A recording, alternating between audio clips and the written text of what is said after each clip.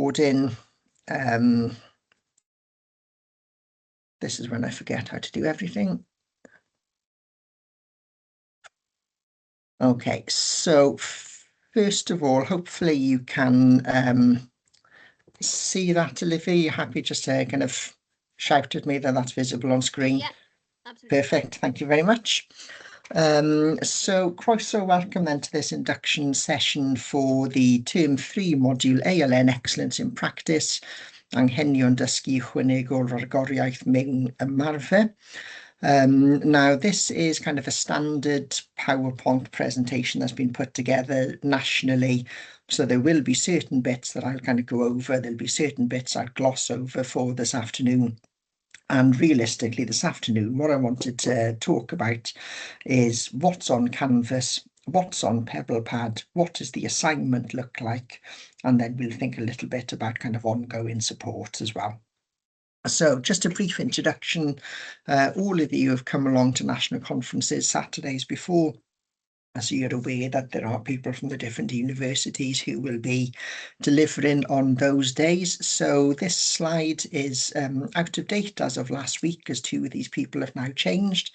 But on those national conference Saturdays, you will meet Rhiannon and Anne from Cardiff Met, for example, Laura from Wrexham, Nana from Trinity St David's, Megan from Aberystwyth, Carmel from the University of South Wales has now become Gareth from the University of South Wales, and Fliss at Bangor has now become Danielle. So there will be a range of people working with you on this national conference Saturdays, and whichever one of the two modules you've done before, you will have come across many of these people previously as well. So the aim for today then, as I said, I'll gloss over quite a few of these slides, but what I wanted to do was just kind of talk through the format of the module, when the national conferences are, what does the assignment look like, and then we'll kind of take it from there realistically. Again, I'm going to gloss over this slide. We'll come back to this one at a later time, and the same again for this one. So the first key thing then, and quite a bit of advanced warning in terms of these two coming up. So our national conference Saturday days, the first one is on Saturday the 20th of June, and the second one will be on Saturday the 11th of July. So you've all been to these before. These will be on Teams as previously. I normally get sent the link to these meetings, they're kind of the week before. The structure will follow the others you've been to as well. So aim to get on at about 9:25 for a 9:30 start, and we'll look to finish then at 3:15. And in terms of the first Saturday, 20th of June, we look at Core Strand 1 and Core Strand 2. So thinking a bit about whole school approaches to inclusion. And our Ask the Expert for this session is somebody who's joining us from Scotland, who's worked in all sorts of different types of education and inclusion type settings. The second conference then in July will focus on Core Strand 3 and Core Strand 4, which is thinking about overcoming barriers to whole school practice and kind of skills and strategies that might be helpful in terms of that. And we're going to be joined by someone from Estin to give a presentation in terms of that one as well. As with the other ones you've been to, all the resources will be made available beforehand, so I will pop them onto PLP and I'll also put them onto Canvas. They will be recorded as normal. We tend to convert those recordings then into YouTube videos, and those are normally up on the Monday after the conference. So just a quick advance warning in terms of those. Okay. Going through a couple of slides. So realistically, I suppose this is the part that people are the most interested in or concerned about, which is the assignment for this module. And I think over the last 3 years this module's been running, feedback tends to be relatively positive about this assignment. It's 2 parts, so there is a mixture of different tasks to do on this, but it's a 4,000 word equivalent piece of work, where you are asked to critically evaluate the provision for ALN in your current setting and to develop an action plan to overcome barriers to inclusive practice. So the assignment is in two parts. The first part will be a 2,500 word written audit, which I'll talk about shortly. And the second part is a 1,500 word equivalent 12-minute recorded PowerPoint presentation. In terms of submitting your work, you'll submit the work to the assignment submission point on Canvas. You'll submit it as a single Word document. And in terms of the presentation, all you need to do is embed a hyperlink to wherever you saved your presentation and pop that onto the Word document. One word of caution I would say is that if you are saving these to a hub work account, for example, one thing you will need to do is check that you've given external people like myself access permission to open them once you've submitted. Okay. So going over the assignment in a little bit more detail, and so the first part, part one, is an audit. Now, audit, I would say, sounds more formal than what it is you're actually asked to do. So realistically, you will be thinking about reflecting on and identifying effective practices in your setting for whole school inclusive approaches. You will also think a little bit about what barriers exist and how those could be overcome. And in terms of this, it's suggested that you pick either 1, 2, or 3 different practices that you will talk about. Obviously, if you pick more than one, you will share the word count across those. So if you are doing more than one, I would suggest you do them kind of relatively equivalent in terms of the word count. So if you spent 1,500 words talking about one, 500 words talking about a second one will look a little bit lopsided and probably impact upon the marks for that. Okay, so that's the first part. Second part then is an online presentation of findings with an analysis of key challenges which create barriers to whole setting approaches, and then reflecting upon the skills, action, strategies needed to engage and challenge key stakeholders to overcome those barriers and challenges that you've identified. So 1,500 words equivalent. There is no expectation that there will be 1,500 words on your PowerPoint, for example. So the key metric for this one is 12 minutes in length, and you're allowed to use between 4 and 8 PowerPoint slides, not including a title slide and reference slide to underpin what it is you're talking about. So I'll just carry on talking over these PowerPoint slides for another few minutes. I'll then show you some information on Canvas which goes through this in a bit more detail. So the first part of the audit, then the first 500 words or so will be an introduction to your setting. So key bits of information. So what type of setting do you work in? The number of pupils on roll, for example, entitlement to free school meals, ALN statistics, the type of catchment area your school serves, for example. Think a little bit about your role within the setting, and then within the setting more generally provide an overview of what your ALN provision looks like, and think about the ethos and culture within the setting. Now, those of you that did the Inclusive Classroom Practice module in Term 1 will see that there is a little bit of crossover, in particular to the first part of the assignment that you submitted for that module. So what I would suggest is don't copy and paste that straight over, but by all means be inspired by and cherry pick from that introduction you wrote for that module as well. So that's the first part of the audit. The second part then, this slide isn't particularly helpful. It says here you might find it useful to record your audit on the grid below. Obviously there's no grid below on this slide, but I'll show you what that looks like when I go onto Canvas shortly. And you'll be asked to think about your audit, to present it in a way where you're going to set some SMART targets for your setting, for example, and you're going to think about links to literature, legislation and policy to underpin and inform what you've talked about in practice. Okay, so that's the audit. The second part then is the presentation. So within the presentation, you should give a general overview of the findings from the audit. So a quick couple of minutes recapping what the written audit discusses. Then you'll move on to think a little bit about the key challenges to whole setting approaches. You can talk here quite generally about, what the literature says about whole school approaches, and then you can kind of drill down and narrow it down to the challenges in your setting. And then you're going to think a little bit about the skills, action strategies needed to engage and challenge key stakeholders. So thinking about things people have talked about in the past, for example, they've talked about kind of inconsistent staff perspectives towards inclusion. They've talked about the challenges around parental engagement.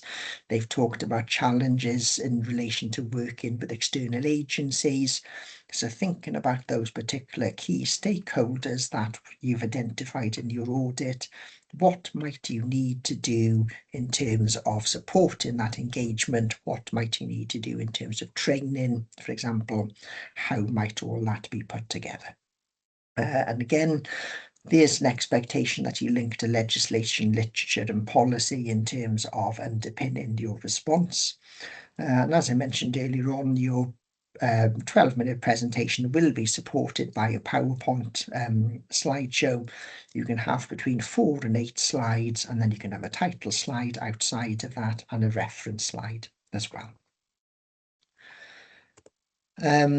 Just going to mention the marking criteria for this assignment. In particular, if you did inclusive classroom practice module, this marking rubric is quite different. If you did the leadership and management of ALN module a couple of weeks ago, then this marking criteria will look quite familiar. So realistically, 5 different chunks of marks worth 20% each of the final grade. So you can see part 1, the audit, is worth 40% of the marks overall. Part 2, then the presentation, is worth a further 40% of the mark. And this then, the final 20% of the mark, is where there is a big difference from that inclusive classroom practice module. So that inclusive classroom practice module, this section, the accuracy, the breadth, the depth of referencing correct academic writing skills, for example, in that first module, that was only worth 5% of the mark. In this one, it's worth 20%. So realistically, how you present, how clear your writing is, the number of the accuracy of the citations you use will have a big impact in terms of the mark that is available in terms of this one. Okay. And again, just to mention this, you will have seen this slide before in your previous module. So realistically, everyone has 2 attempts to submit the assignment for a module. Anything that scores over 50 is a pass. Anything that scores between 60 to 69 is a merit. Anything that scores over 70 is a distinction. If you did submit and it scored 49 or less, for example, you would get a second opportunity to submit, but it would be capped at 50. Anything that scores 50 or over, you don't have an opportunity to reset it. So if you scored 52 and you were really unhappy with that mark, for example, you don't get a second submission opportunity. And then something else to be aware of then, the assignments, as we said, will be submitted as a single document to Canvas by 1 minute to midnight on Thursday, the 27th of August, which is the same date, unfortunately, as the ARES module assignment gets submitted as well. Okay, so that is a very brief discussion going through that slide. I'm just going to stop sharing at that point and try and open up something else.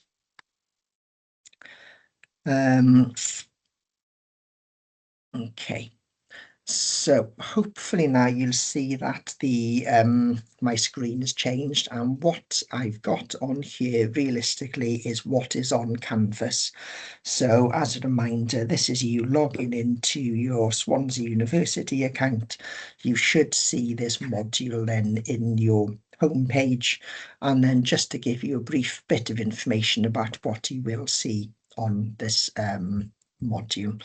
So looking down the side, for example, hopefully you'll see that the screen has changed, but what I've put up here on particular in the course overview, for example, I've put some background information about kind of learning outcomes and things like that. There is a module handbook that's up on there. There's some information about, as a reminder, what's on Canvas, what's on PebblePad. Moving a bit further down, this bit I'll go through shortly. So I've put in a bit more information about what the assignment is. I am aware that the assignment briefs on these National Masters modules are a little bit brief. So I've tried to flesh this out a little bit and kind of work through an example of what this might look like in practice. And then, as you will have seen on your other modules, what I will then do weekly is release kind of an overview and a to-do list, just to give you an idea as to whether this particular week is a kind of an asynchronous self-study week, or whether we will have an optional drop-in session during that week as well. So after today, one of the things I will do as a group is send out a poll to see what the best or the least worst days are and times in terms of having optional drop-in sessions. The national guidance is that we're meant to have 2 drop-in sessions, but my aim is to have 10 between the next few weeks, and then heading through into the summer holidays as we get closer to submission of the assignment as well.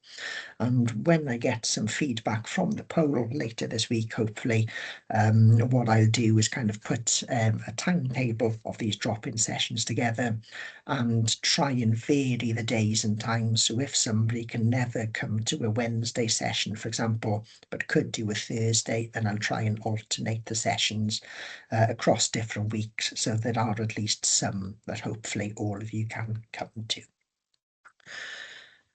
So if I click back on the assignment guidance information, so what you will see on here is basically I've copied the assignment brief out. I've put a link to the assignment brief and marking rubric on here as well. Over the next week or so, once I get those replies to the poll, I will then put that timetable of drop-in sessions together, and I'll post this up on here as well. Just a quick note, really, what I've tried to do on this page is to go through in a little bit more information what the different sections of the assignment are that you're asked to do.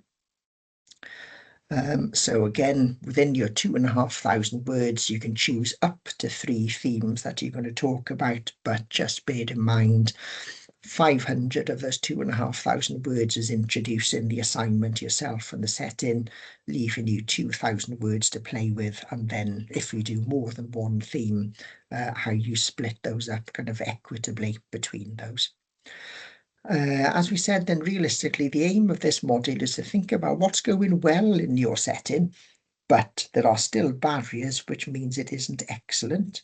And what you'd be asked to do then is think about what's going well, why is that appropriate, what are the challenges, and then as you move into the presentation, you'll be thinking about how to get over some of those challenges and get those key stakeholders on board. So examples of things people have talked about previously, so could be person-centered practices, for example. People have talked about collaboration or partnership working, whether that's external agencies or working together internally. People have talked about cluster working, for example. Some people have talked about universal learning provision and differentiation was going well in their schools.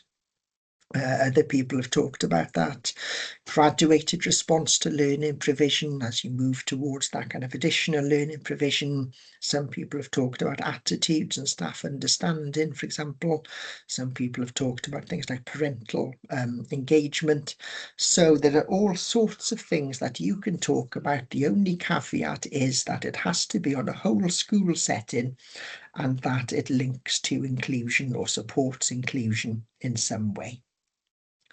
Now, on that PowerPoint slide a few minutes ago, it kind of unhelpfully said you might want to use the grid below. This realistically is a grid that there's a Word document shared of this, both on Canvas, on PLP. I wouldn't suggest that you submit your assignment discussion in this grid format. However, what I would say, the what's in kind of the title of that grid there does make useful subheadings as you go through the assignment. So realistically, you are asked to present what is going well, rationale. So why is this effective area you've practiced chosen? Why is this considered to be important? You'll then think a little bit about what is the strengths of this practice you've identified, but also what work still needs to be done to improve it. You'll then be asked to think about kind of setting a SMART target in terms of how you suggest it would go from good to excellent. And then you'll start to think a little bit about these next steps necessary to implement change. So you could be thinking about barriers, you could be thinking about facilitators, you could be thinking about, okay, what is the so what? If we do go from good to excellent in this particular area of practice, what potential outcomes or impact might that have? You might also think, for example, about how this might be shared. So this could be shared internally within your setting, equally it could be shared more widely across school clusters, for example. So what I've done underneath here is try to kind of set out what this might look like in practice. So you will see, if you take a look through this later on, this is quite formulaic. There's no expectation that you necessarily have to follow it in the way I've presented it, but just to give you an idea, this is what it might look like. So thinking about taking those subheadings. So what is the effective practice? Why is that a practice seen as being important? Here's some examples of strengths. Here's some examples of weaknesses. Here is a potential SMART target to kind of help improve that practice you've identified. And then thinking about setting out those kind of next steps. So hopefully when you get a chance to take a look at that in your own time, that will, as I said, hopefully kind of make that bit a little clearer. So moving on to the next page, this then realistically is linked to the presentation. Now the presentation does have a plus or minus 10% leeway here in the guidance. However, that plus or minus 10% is in relation to the time limit rather than word count. So realistically, your presentation will need to be somewhere between 10 minutes, 48 seconds and 13 minutes, 12 seconds. Now, in terms of the presentation, there's all sorts of different ways you can do this. Most people use PowerPoint. Some people use Canva, for example, because you can do the nice PowerPoint slides on that. Some people do a PowerPoint and record themselves in kind of an empty Teams meeting. So there is a range of ways that you can do this. It's perfectly acceptable for you to have a script that you've prepared and kind of read off as you go through your PowerPoint. But in terms of the PowerPoint, you must be visible on screen and you must also be audible as well. So if you are doing a recorded PowerPoint, for example, then you turn your camera on, you will be visible as a little thumbnail image, normally in the bottom corner of the screen. What then needs to go into the PowerPoint? So I would say realistically your discussion will cover these three things. So a general overview of findings from the audit. So a brief summary. So realistically you will have submitted the audit. You don't need to go into that detail in as much depth, but there will be an expectation that you're going to summarise those key findings at the start of the presentation. The second bit then would be that analysis of key challenges to whole setting approaches. So it could be challenges to ensure consistent practice, for example. And what I would say here in terms of the second section, you would be thinking about key challenges to whole setting approaches generally, but also then drilling down and making that specific to those challenges in your setting. And in a similar way, the final part, reflecting on those skills and actions and strategies needed to engage and challenge key stakeholders. So here you would be identifying and discussing who those key stakeholders would be and what might be the skills or the strategies or approaches to engage and get these people on board, for example. Quite difficult to say how long each part of the presentation would be, so I would say as a very rough guide for your 12 minutes, so maybe the first slide would be an introduction, so just noting what it is you're going to talk about, then maybe look at about 2.5 minutes or so to summarise the findings of your audit. Part B and Part C are going to be introducing new information. Therefore, I would suggest you spend more time on both of these bits. So maybe looking at about 4.5 minutes for each of those.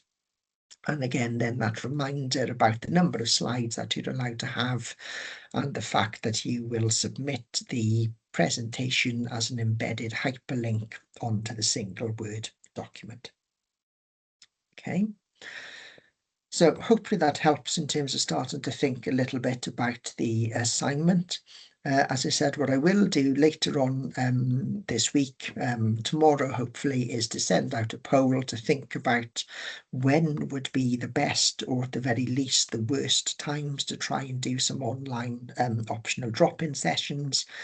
As we said earlier, there's meant to be 2 with these. The aim would be to do kind of 10 or 11 of these as we go through, just to try and make sure that you feel supported in terms of doing the module, but more specifically in terms of doing the assignment.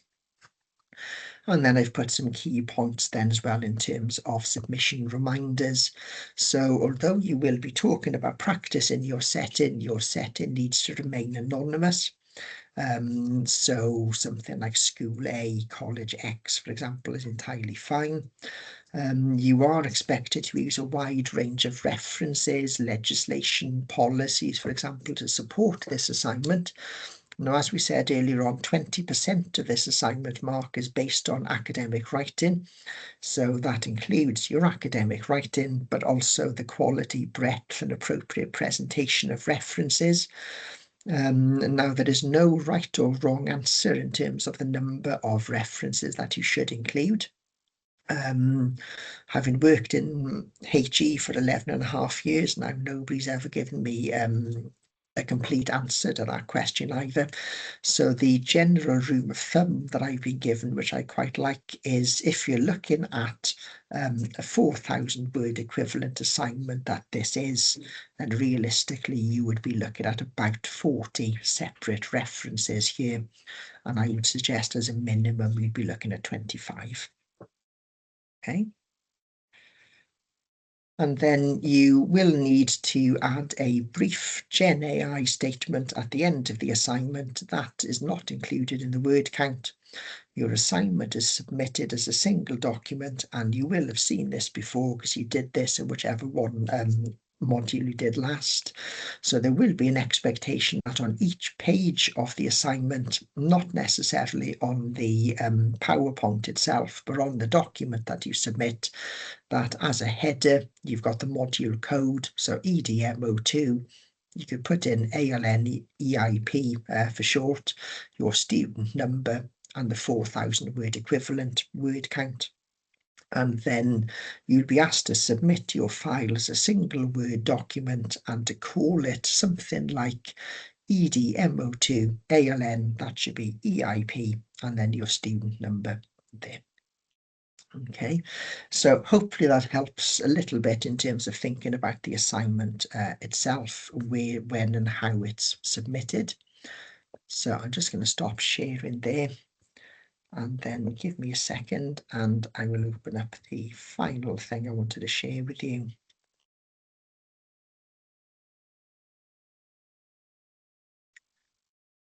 Okay, so as a reminder then, The National MA programme is a little bit of a funny one in that you've got information shared in two different places.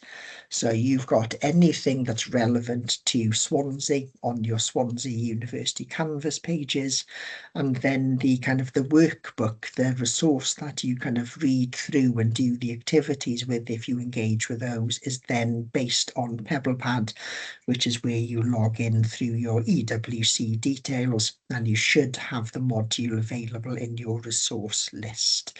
So if you can take a look this week just to check that it's there. If it's missing from the resource list, if you can let me know, and then we can chase it up with EWC. But we have been assured that everyone does have access, but it is common that people do slip through the gap sometimes. So just as a quick reminder then, when you open the module on PebblePad, you were the only person that can see that this isn't monitored, your engagement with this isn't monitored in any way at all. And the expectation is there's some information on here to help prepare you in terms of the National Conference Saturdays, but also to be supportive in terms of the assignments. So follows a very similar structure to what you saw in your first module.